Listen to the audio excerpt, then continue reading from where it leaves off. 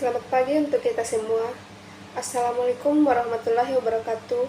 Om Swastiastu, Nama Budaya, Salam Kebajikan, Rahayu. Perkenalkan, nama saya Daya.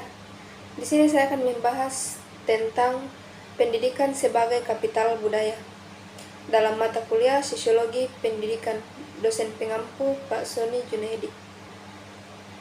Langsung saja kita masuk ke dalam materinya.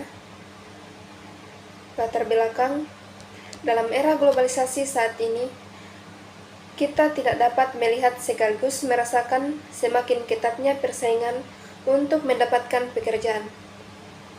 Hal ini diperburuk dengan keadaan alam yang terasa sudah tidak menyediakan kebutuhan-kebutuhan yang diperlukan manusia. Oleh karena itu, manusia sebagai makhluk hidup yang memiliki kesadaran yang dapat mengolah sumber daya alam yang ada sebagai nilai guna yang lebih, tidak hanya pada pengelolaan alam, namun terlebih lagi pada syarat-syarat atribut yang digunakan untuk kualifikasi dalam bidang sektor-sektor pekerjaan yang ada. Rumusan masalah. Yang pertama, apa yang dimaksud dengan kapital? Yang kedua, apa yang dimaksud pendidikan sebagai kapital sosial? Yang ketiga, apa yang dimaksud pendidikan sebagai kapital manusia? Yang keempat, apa yang dimaksud pendidikan sebagai kapital budaya? Yang kelima, apa yang dimaksud pendidikan sebagai kapital simbolik?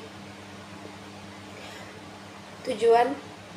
Yang pertama, menjelaskan pengertian dari kapital. Yang kedua, menjelaskan pengertian yang dimaksud pendidikan sebagai kapital sosial. Yang ketiga, menjelaskan yang dimaksud sebagai kapital manusia. Yang keempat, menjelaskan pengertian yang dimaksud dengan kapital budaya.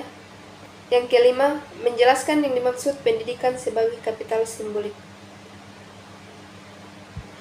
Materi yang pertama, kapital. Dalam konteks sosiologi pendidikan, kapital merujuk pada teori Bourdieu yang mengusulkan bahwa terdapat berbagai bentuk kapital yang memengaruhi keberhasilan seseorang dalam sistem pendidikan. Berikut 3 bentuk utama kapital dalam sosiologi pendidikan. Yang pertama, kapital ekonomi. Yang kedua, kapital sosial. Yang ketiga, kapital budaya. Teori Bourdieu menunjukkan bahwa ketiga bentuk kapital ini saling terkait memengaruhi keberhasilan pendidikan. Anak-anak dari keluarga dengan kapital ekonomi sosial dan budaya yang tinggi cenderung memiliki peluang lebih besar untuk berhasil di sekolah. Materi yang kedua, pendidikan sebagai kapital sosial. Pendidikan memang dapat dianggap sebagai bentuk kapital sosial, meskipun tidak selalu secara langsung. Ada beberapa cara untuk memahami hubungan ini, antara lain: yang pertama, jaringan dan hubungan. Yang kedua, bahasa dan budaya bersama. Yang ketiga, keterampilan sosial. Yang keempat, prestise dan status. Kapital sosial tidak hanya dibangun melalui pendidikan formal, pengalaman hidup, keterlibatan dalam komunitas, dan kegiatan sosial lainnya juga berperan penting. Pendidikan dapat menjadi sumber kapital sosial yang berharga, tetapi hubungan ini adalah proses yang kompleks dan tidak selalu berlangsung.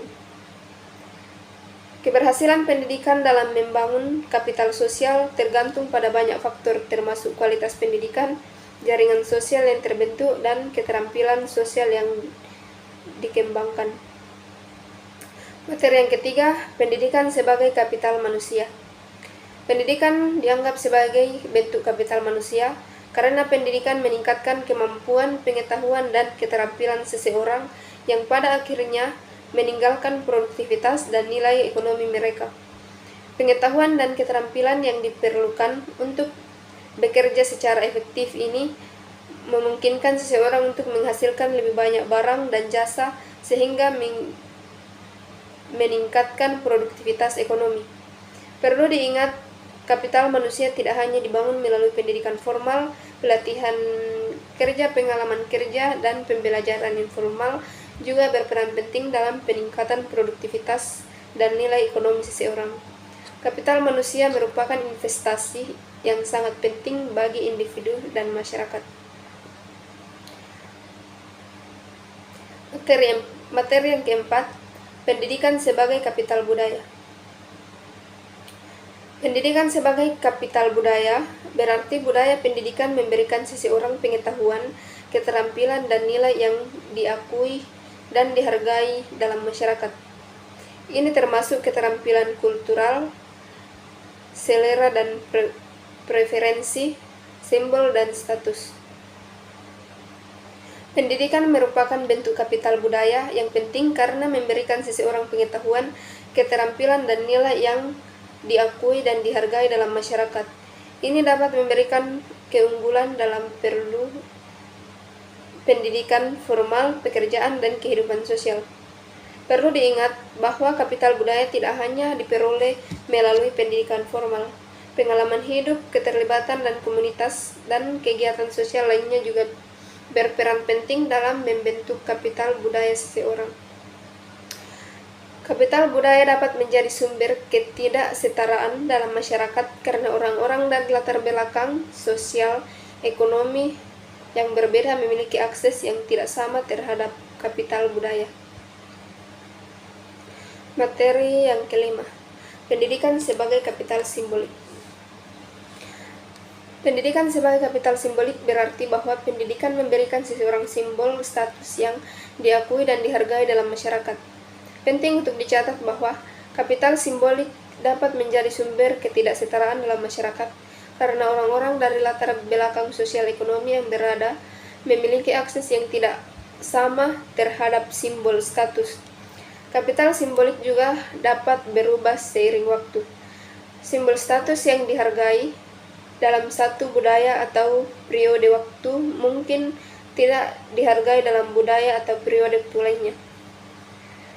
Pendidikan dapat dianggap sebagai bentuk kapital simbolik karena memberikan seseorang simbol status yang diakui dan dihargai dalam masyarakat. Ini dapat memberikan akses ke peluang yang lebih baik, tetapi juga dapat menjadi sumber ketidaksetaraan.